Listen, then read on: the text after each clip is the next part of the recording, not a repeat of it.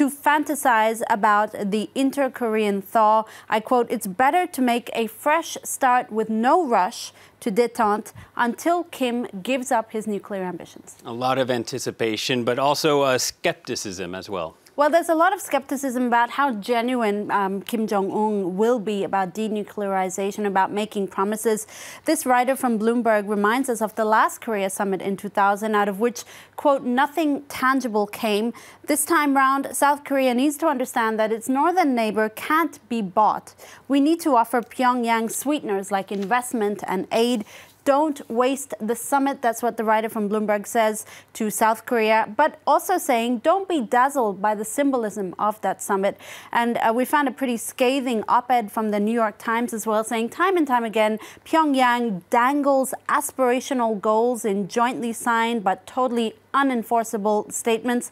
Once again, at least for this writer, South Korea seems eager to, quote, "swallow another order of sucker bait," when what it really should be doing is demanding more concrete acts from Pyongyang. And that's just a policy, but a lot of attention being to the details and just how staged this summit will be. Well, from the handshake between Moon Jae-in and Kim Jong-un as he walks to the demilitarized line beamed across the world, to their table that we saw early in the meeting room that looks like two bridges merging into one. Everything has symbolism. Everything has meaning.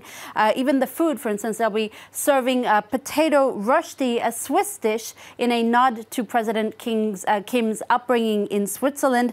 Apparently, Kim will use a personal toilet that will follow him around instead of using public restrooms. And it's still not clear. It's funny, we were talking about smoking earlier with Stephen. It's not clear if Kim, who's a heavy smoker, will be able to light up in this meeting room or if he'll have to go outside. But all these details are important because, of course, Donald Trump is hoping to meet with the North Korean leader come May or June. So U.S. officials will be keenly noting down all these details. Yeah, you mentioned smoking, speaking about that earlier with Steve, and that having a role that was on The Simpsons. And Hank Azaria, who voices the Indian shopkeeper Apu on the cartoon show, he says he's willing to quit now his role over accusations of cultural stereotyping. Well, you might be wondering why it's come, 29 years after The Simpsons first launched. Well, it was due to a documentary last year by an Indian actor called Hari Kondabolu, who accuses The Simpsons of cultural stereotyping, stemming from the fact that Hank Azaria, the man who voices Apu, an Indian immigrant with a thick accent working in a convenience store, is actually white himself.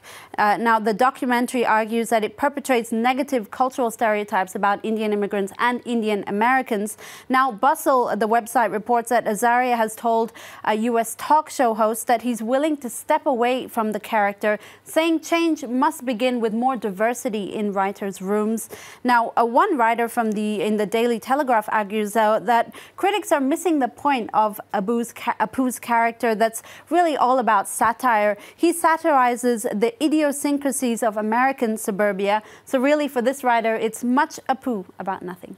Much Apu about nothing. I did like what the Indian actor had said. He said that growing up, he was the only Indian child that his friends knew, so they all imitated him in the voice of Apu. Apu, yep.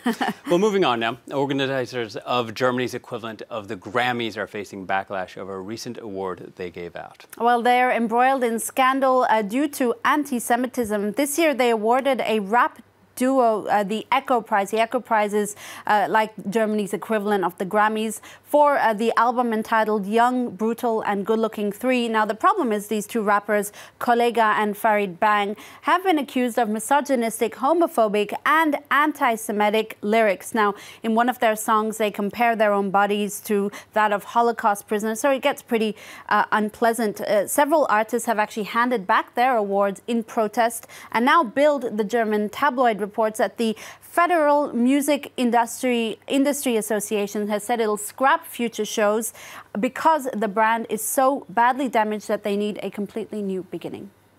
And finally, you're ending with a story about childbirth that you say really takes the cake? That's right. This is one of those childbirth stories for the ages. Essence, which is a website dedicated to Black women, reports that a U.S. Air Force member, her name is Tia Freeman, didn't know she was having a baby until she was 6 months pregnant.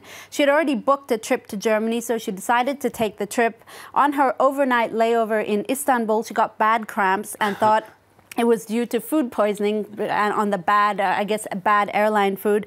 To be safe, she checked into a hotel where she realized she was in labor.